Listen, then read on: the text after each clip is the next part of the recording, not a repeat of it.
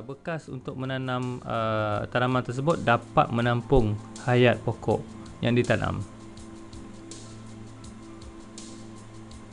Baik, ini adalah antara alatan asas fertigasi iaitu dripper ataupun penitis ataupun aerodrip ataupun drip pen. Terdapat beberapa jenis di sini. Ini adalah antara jenis dripper yang ada di pasaran. Kalau tuan-tuan lihat di bahagian kanan sekali, dripper berwarna putih ni, saya sangat tidak menggalakkan tuan-tuan dan puan menggunakan dripper berwarna putih ni kerana ianya mudah patah, mudah rosak dan mudah tersumbat. Ini adalah versi awal dripper yang dulunya digunakan.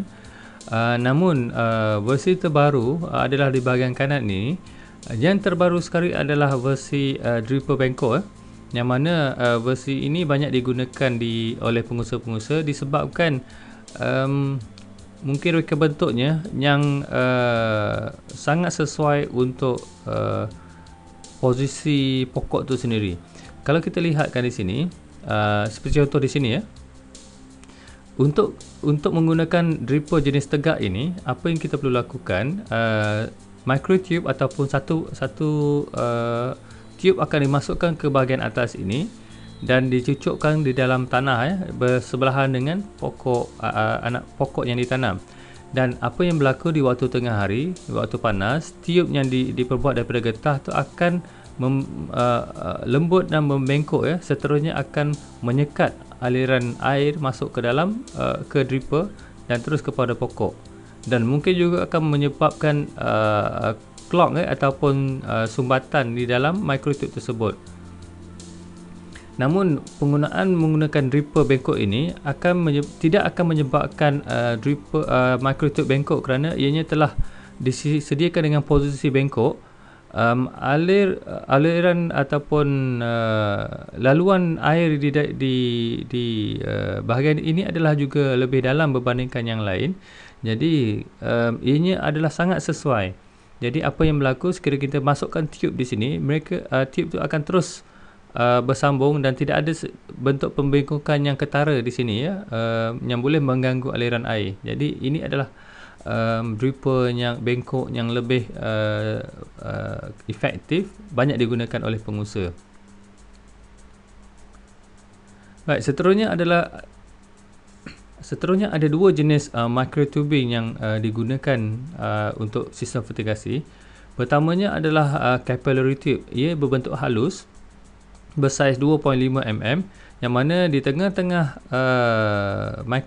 capillary tube ni terdapat lubang sebesar jarum.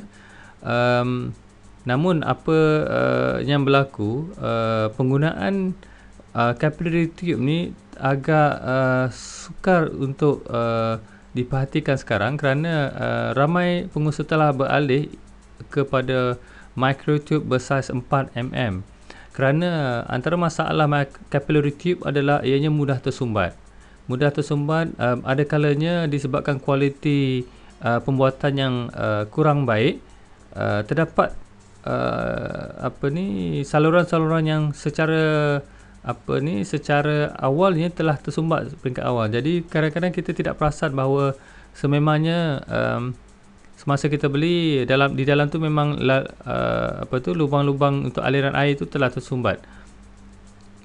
Kerap berlaku sekiranya terdapat kekotoran dalam air, ia akan menyebabkan lubang yang bersaiz jarum itu mudah tersumbat berbandingkan dengan tubing yang bersaiz 4 mm, yang mana lubang di bahagian tengahnya adalah lebih besar dan banyak air boleh melalui saluran dia, dan kes sumbatan tu agak kurang berlaku. Selalunya apabila penghujung musim, ia akan mudah kita perhatikan terdapat sumbatan kerana ianya due untuk penyelenggaraan kerana pada setiap penghujung musim ataupun sebelum permulaan musim yang baru, pengusaha-pengusaha perlu membuat penyelenggaraan, terutamanya mencuci dripper dan juga microtube ini untuk membersihkan sekiranya terdapat keladak yang tersekat di sini, dan juga dripper yang mungkin terdapat habuk-habuk yang boleh menyumbat aliran air.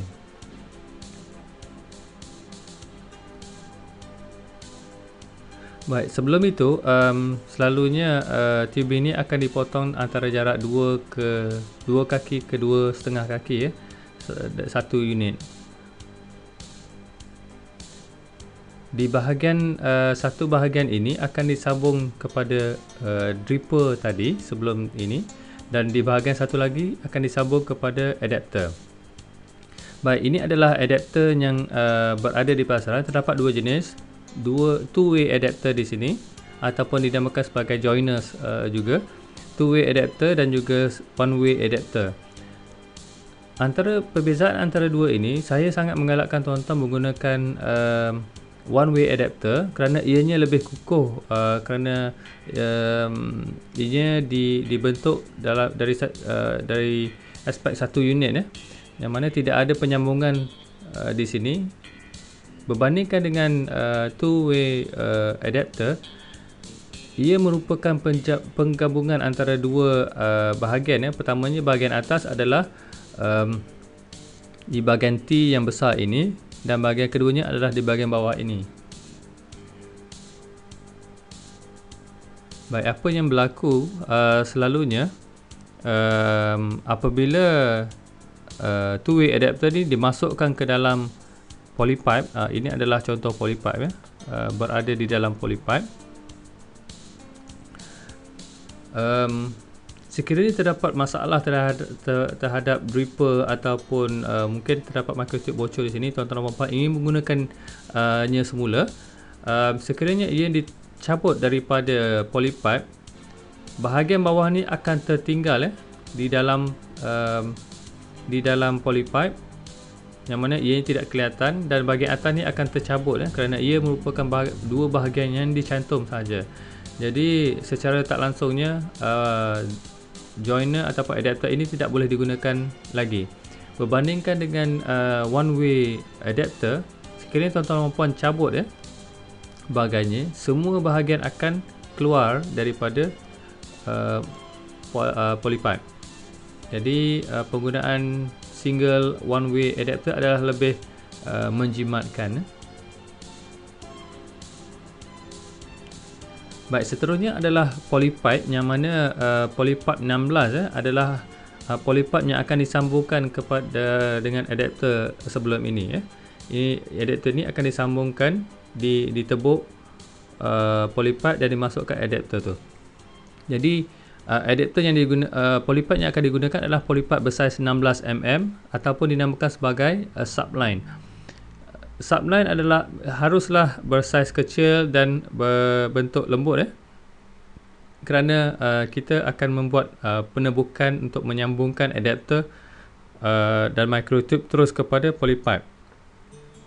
Namun satu bahagian lagi adalah polypipe bersaiz 25 mm atau sehingga 64 mm yang kita juga namakan sebagai main-pipe.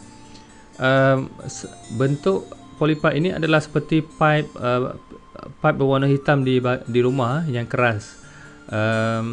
Saiz yang boleh digunakan adalah bergantung kepada bilangan pokok yang hendak diusahakan. Sekiranya tuan-tuan dan puan-puan mempunyai ingin mengusahakan sebanyak 1000 pokok, 1000 pokok, tuan-tuan hanya perlu menggunakan polypipe bersaiz 32 mm. Namun bagi projek bersaiz 2000 dan ke atas, saya menggalakkan tuan-tuan dan puan-puan menggunakan polypipe bersaiz 50 mm. Jadi antara sebentar untuk 32 mm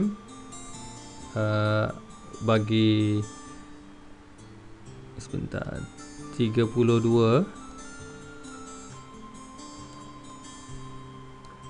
bagi 1000 pokok untuk lebih daripada 2000 menggunakan 50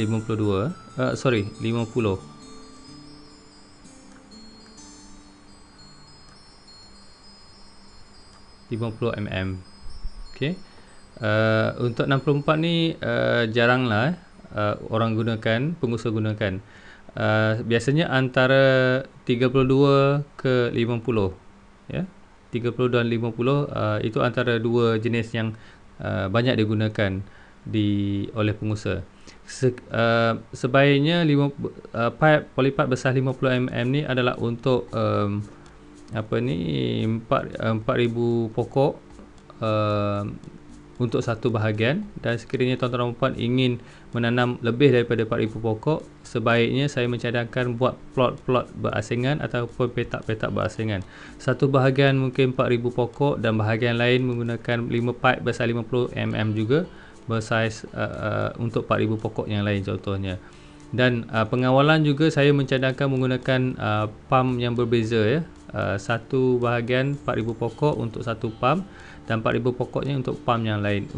Ini bagi mengelakkan sekiranya terdapat kerosakan kepada pump satu bahagian, ianya tidak akan mengganggu pokok di bahagian yang lain.